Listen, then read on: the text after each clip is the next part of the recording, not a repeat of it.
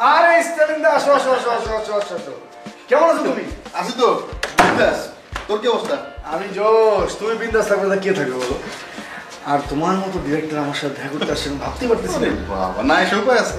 তোরা হইলি নাট্যকার, তোদের কাছে তো আমরা একেবারে ধরা। এই জন্য তোদের বাসায় ছুটে আইতে হয়। শোনো, এই যে চামে আস্তে করে দিয়ে দিলা, এই বিষয়টা কিন্তু তোমার ভিতরে আছে। হ্যাঁ, আর তোমার মতো করে অন্য কেউ খাবে না।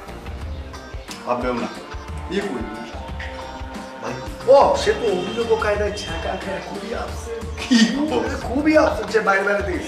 সে যে প্রেম করতো এটা তো কোনো বিষয় নেই। আমার থাকা বাইরে জটিল বুঝছে, আগে বসো না, আড্ডা বাইরে।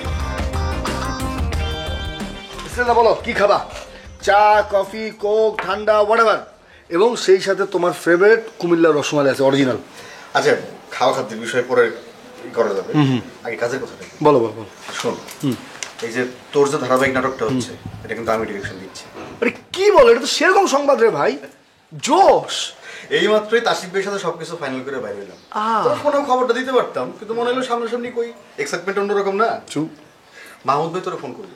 আরে ভাই আমি তো খুশি হয়ে গেলাম ভাই, মানে তোমার মতো একটা পপুলার ডিরেক্টর আমার লেখায় কাজ করবে, মানে আমি তো স্টার হয়ে যাবো রে ভাই। হইছে পপুলার ডিরেক্টর আমি, হ্যাঁ আমিও একটা পপুলার ডিরেক্টর, তেলা পোকা একটা পাখি। আর দূর। আচ্ছা শোন, তুই কাজ কর না, কি ধারাবাহিকটার আগে আমার একটা সিঙ্গেল নাটক দেন, 1 ঘন্টা চাঙ্কে চালাই। কবে লাগবে?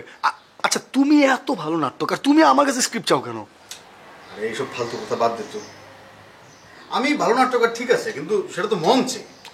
আমি নিয়ত করছি যে আমি সারা জীবনে টেলিভিশনের জন্য কোনো নাটক লিখুম না, যাও টুকটাক 2-1টা লিখুম মঞ্চের জন্য। আচ্ছা তুই 7 দিনের মধ্যে একটু স্ক্রিপ্টটা দে, হ্যাঁ? একটা প্রেমের গল্প দিবি, কিন্তু একেবারে মার মার কাট কাট। তোরা রিনার মতো এরকম মাজুল টাইপের প্রেমের গল্প দিস না। ভাই তুমি এটা কি বললা ভাই?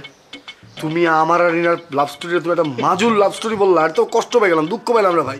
আমাদের লাভ স্টোরি যে পরিমাণে ডেপথ, তুমি তো মাইপা শেষ করতে পারবে না। বাবা, তোমাদের প্রেমের ডেপথ যে কতটুকু এটা আমার চেয়ে ভালো করে জানে। হ্যাঁ, রিনা তো আমার দলের ছোট বোন নাকি? তোমারে যেই পরিমাণ চাপের উপরে রাখে, যেই ডলা দেয় তোমারে, ওই ডলা খেয়ে তুমি যে সোজা হয়ে দাঁড়াইতে পারো, এটাই তো বেশি। না ভাই না, এটাও ঠিক না। মানে আমাদের যে আনসিন লাভ স্টোরি, যে কেমিস্ট্রি, মানে তোমরা যেটা দেখো, ব্যাপারটা আসলে তা না। তোমরা আসলে দেখোই না এই ভালোবাসাটা কতটুকু। বুঝছি তোমাদের ভালোবাসা যে কতটা ডেপথ, এটা আমি খুব ভালো করে বুঝছি। আচ্ছা তোর একটা টিপস দিই। দাও না দাও না। তুই নাটক লেখা শুরু করার আগে রিনার সাথে একটা শান্তি চুক্তি করে ফেলা, তোর যেন কোনো প্রকার কোনো প্যারা না দেয়। ভাই মানে মাথায় প্যারা নিয়ে আর যাই হোক লেখালেখি তো ভাই হয় না ভাই, ভাই সত্যি হয় না ভাই। আর তুমি একটা কথা কইছো ভাই, সুপার লাইক দিলাম ভাই, বিশ্বাস করো, সেরকম একটা কথা বলছো। মানে এইটা হইলে না আমার মানে সত্যি জীবনে অনেক শান্তি হয় ভাই। তাহলে করে ফেলা। কিভাবে সম্ভব? কোনো বুদ্ধি আছে তোমার কাছে থাকলে বলো তো প্লিজ। বুদ্ধি একটা আছে, দাও না। তুই ধামরাই যা। যাবো। ওইখানে মজনু পাগলা নামে এক পাগলা আছে, তার বাড়িতে একটা বট গাছ আছে, ওই বট গাছে রুমাল বাইন্দা হয়। মানে আচ্ছা যে রসমালাইয়ের কথা করি না, দে না একটু। হ্যাঁ আছে আছে, টেবিলে আসো আসো আসো।